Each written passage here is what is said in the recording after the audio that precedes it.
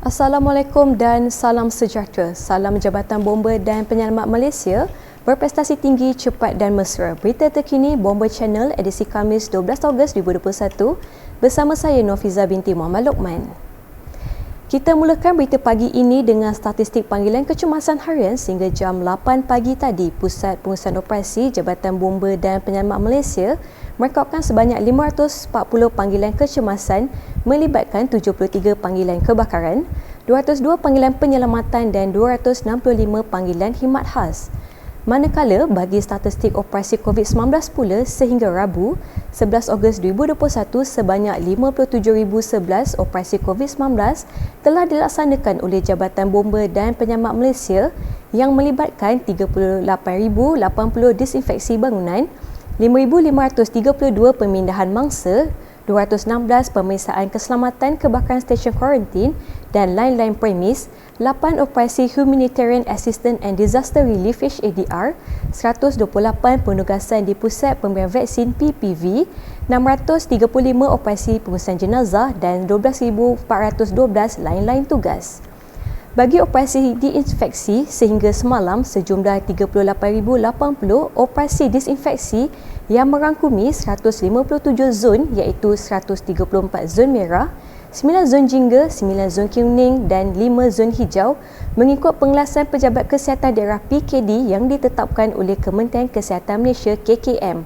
Pada 11 Ogos 2021, sebanyak 186 operasi diinfeksi meliputi 70 zon merah dan 1 zon jingga telah dilaksanakan yang melibatkan 13 buah negeri iaitu Selangor 36 operasi, Negeri Sembilan 4 operasi, Johor 14 operasi, Sarawak 18 operasi, Pahang 2 operasi, Sabah 37 operasi, Perak 13 operasi, Melaka 9 operasi, Kelantan 7 operasi, Pulau Pinang 13 operasi, Terengganu 5 operasi, Kedah 12 operasi, Perlis 2 operasi serta 3 buah wilayah persekutuan iaitu Kuala Lumpur 6 operasi, Putrajaya 6 operasi dan Labuan 2 operasi.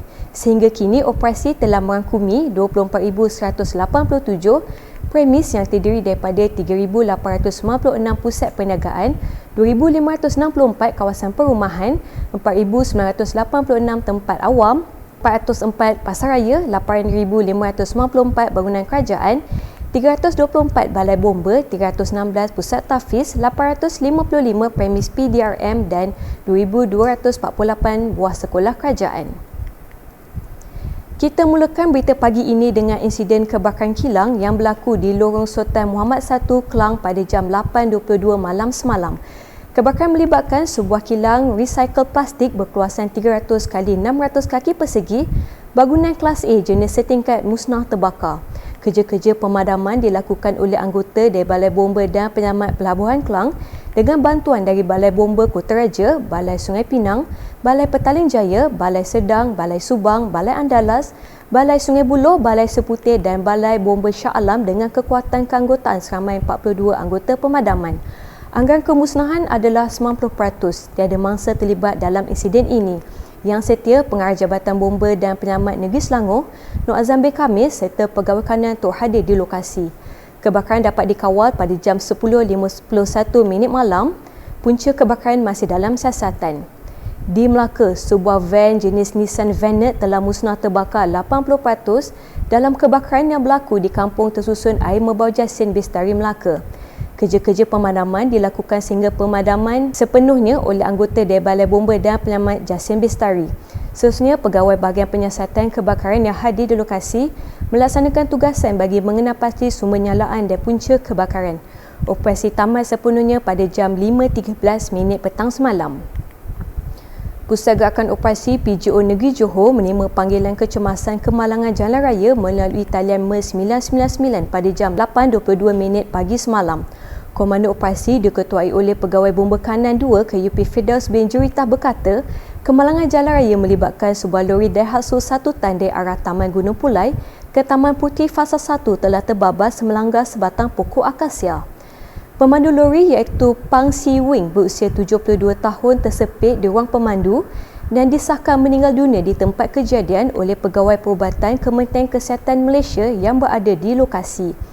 Anggota dari Balai Bomba dan Penyelamat Kulai bertindak mengeluarkan mangsa tersepit menggunakan rescue tools dan seterusnya mangsa diserahkan kepada pihak polis untuk tindakan selanjutnya.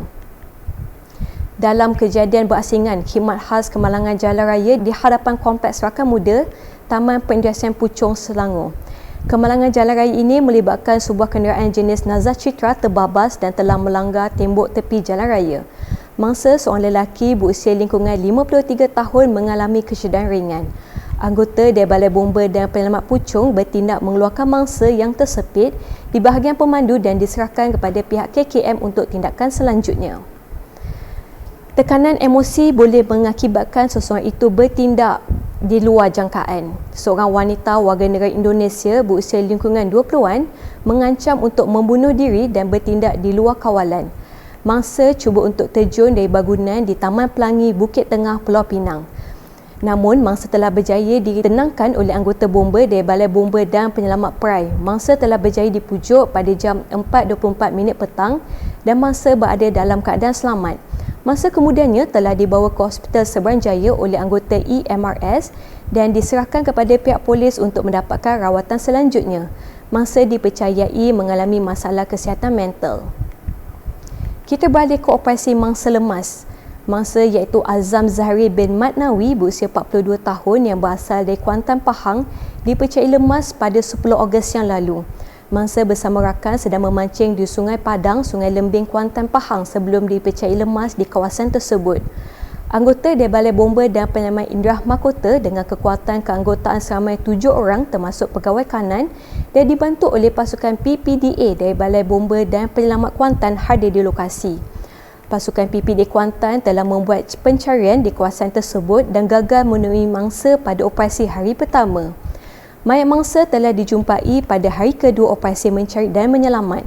Mangsa dijumpai oleh pasukan PPDA di lokasi mangsa disyaki lemas, iaitu pada jarak 5 meter dari tempat memancing dan pada kedalaman air 3 meter.